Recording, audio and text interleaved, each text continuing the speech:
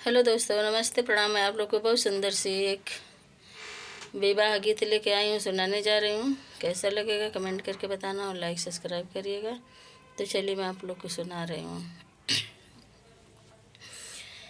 राम लक्ष्मण दुनो बन के हेरिया हो, बनवा में खेले शिकार जी।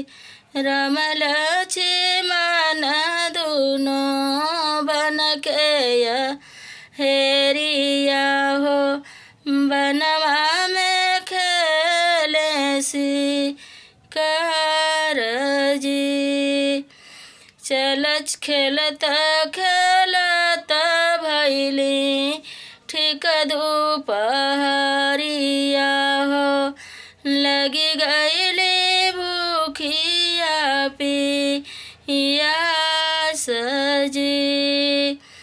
खेलत खेलत भैली ठीक दोपहरिया हो, लगी गईली भूखिया पियास जी। चल चली लक्ष्मण वही बने चलियो, जहाँ रहे भाभी तू हार जी। चल चली लक्ष्मण वही बने चलियो, जहाँ रहे भाभी तू हार जी। गुल्ली डंडा खेलेला दुई रे लाला नामा हो, देखत लगला मना मोह जी। गुल्ली डंडा खेलेला दुई रे लाला नामा हो, दोनों लगला मना मोह जी।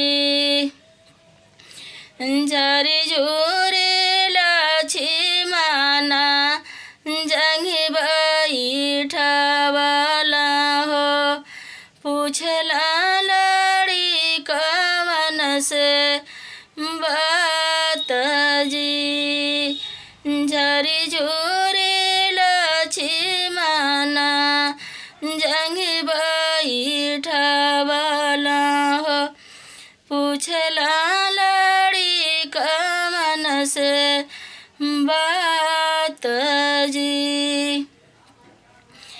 बाबा हमारे हाउ आया जोधिया करा जावा हो, चाचा लक्ष्मण नाम जी।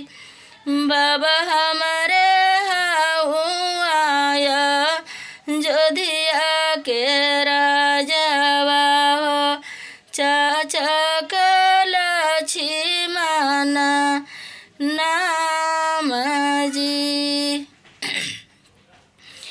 पितया पर दिया का नाम नहीं जानली हो, गर्भ में दिहला बना वास जी। पितया पर दिया का नाम